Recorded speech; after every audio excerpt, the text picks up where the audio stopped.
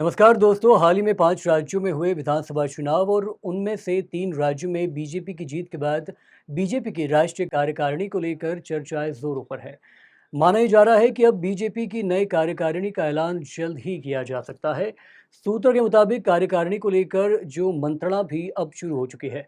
मगर सबसे दिलचस्प बात यह है कि इस राष्ट्रीय कार्यकारिणी में राजस्थान के कुछ नेताओं को भी जगह मिल सकती है। राजस्थान के सियासी गलियारों में इन दिनों ये चर्चाएं तेज है कि नितिन नवीन की नई कार्यकारिणी में प्रदेश बीजेपी के कुछ नेताओं को जगह मिल सकती है।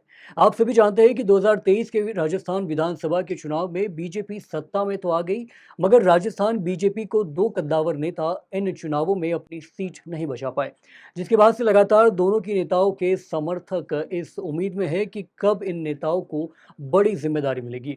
इनमें पहला नाम है सतीश पूनिया, जो बीजेपी के प्रदेश अध्यक्ष होने के साथ साथ सदन में नेता प्रतिपक्ष का पदभार भी संभाल चुके हैं।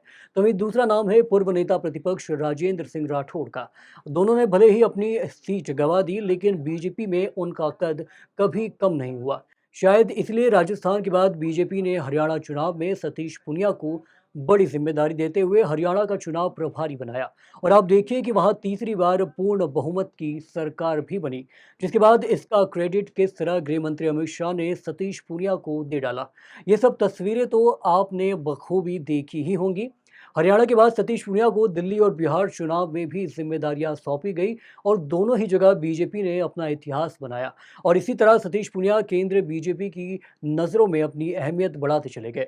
उधर आप देखिए कि राजेंद्र सिंह राठौड़ भी लगातार या फिर करें कि तारानगर विधानसभा सीट से चुनाव हार गए, लेकिन बीजेपी में उनकी भी अहमियत लगातार बढ़ती रही। कभी मुख्यमंत्री भजनलाल शर्मा के साथ केंद्रीय बजट पर चर्चा हो या फिर हाल ही में बंगाल चुनाव के नतीजों के बाद बंगाल के नए नवेले मुख्यमंत्री शुवेंदु अधिकारी उनको जीत का श्रेय देना।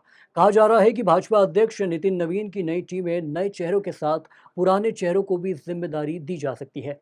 इसे लेकर संगठन महामंत्री बीएल संतोष और अन्य वरिष्ठ पदाधिकारी से संभावित नामों पर चर्चा हो चुकी है।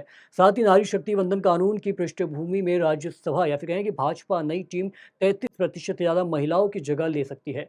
कार्यकारिणी में 13 राष्ट्रीय उपाध्यक्ष, 9 राष्ट्रीय महामंत्री और 15 राष्ट्रीय मंत्री कोषाध्यक्ष भी नियुक्ति कर सकती है। नमस्कार।